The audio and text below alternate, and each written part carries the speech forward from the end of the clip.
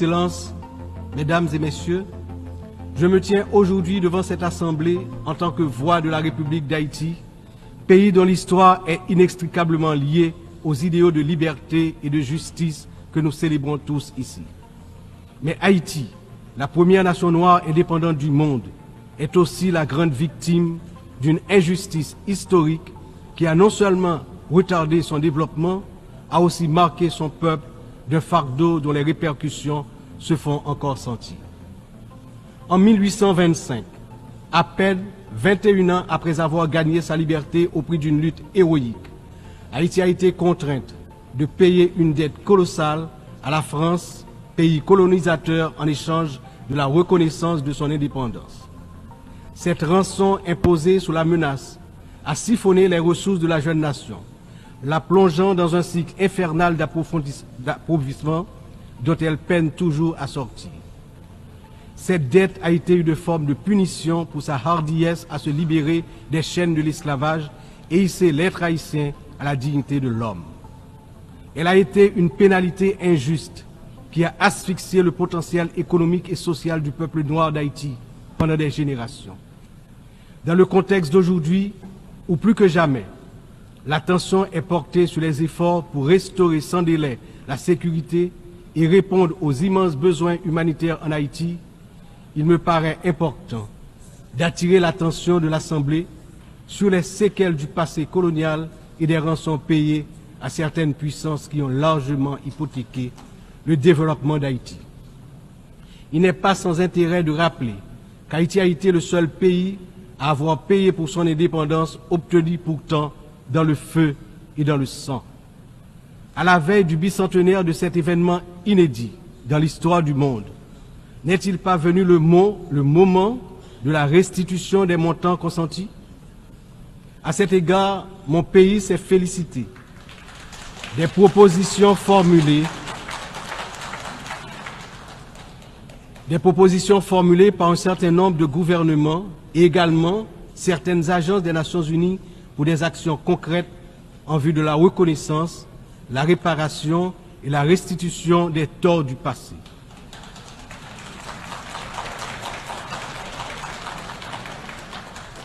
Haïti a confiance sans réserve dans l'Organisation des Nations Unies, dont les piliers sont la lutte pour l'égalité entre les peuples et le maintien de la paix entre les nations, pour jouer son rôle notamment dans la mise en place des mécanismes appropriés pour faciliter le dialogue entre les pays victimes de la colonisation et les anciennes puissances coloniales.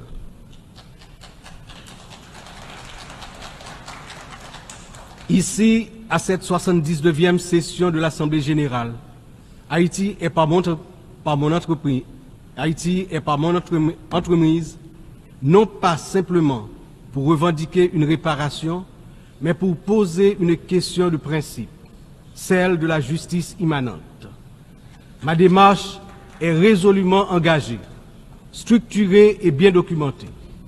Le Comité national de restitution et réparation, en collaboration avec la Commission des réparations de la CARICOM, a déjà entrepris des travaux exhaustifs sur ce sujet. Nous demandons la reconnaissance d'une dette morale et historique et la mise en œuvre de réparations justes et appropriées qui permettront à notre peuple de se libérer des chaînes invisibles de ce passé injuste. Excellences, Mesdames et Messieurs, l'histoire nous enseigne que les nations ne se relèvent pas dans l'isolement, mais dans l'union des forces, dans l'engagement résolu à bâtir un avenir commun. Haïti, cette terre qui a offert au monde un symbole de liberté inébranlable et qui a aidé plusieurs nations à se libérer du joug du colonialisme barbare, ne cherche pas la charité, mais la justice laissée de côté. Excellences, Mesdames, Messieurs, en proclamant l'indépendance d'Haïti le 1er janvier 1804, le général Jean-Jacques Dessalines, père fondateur de notre patrie, a donné aux droits de l'homme leur caractère universel. En d'autres termes, avec le triomphe de la révolution haïtienne de 1804, ayant lancé le processus de démantèlement de l'ordre colonial et esclavagiste, les droits de l'homme ont cessé d'être uniquement les droits de l'homme blanc pour devenir les droits de tous les hommes, de toutes les femmes, c'est-à-dire les droits de l'humanité tout entière. À ce titre, en tant que représentant de la République d'Haïti, porte-parole officiel du peuple haïtien, je me vois dans l'obligation d'attirer l'attention des dirigeants des grandes puissances sur le danger de guerre nucléaire menaçant l'existence des peuples sur tous les continents. Il exige de nous tous une vision partagée, un sens profond de notre humanité commune et la détermination à transformer les crises en occasion de renouveau. Chaque nation, grande ou petite, riche ou vulnérable, porte une part de l'avenir collectif entre ses mains. C'est dans cette interdépendance que réside la force véritable du multilatéralisme. Que ce débat général soit le moment où nous réaffirmons notre engagement indéfectible envers la paix, la dignité humaine et le développement durable, car ce que nous faisons aujourd'hui résonnera dans les siècles à venir. L'histoire jugera la manière dont nous aurons su répondre aux défis de notre temps.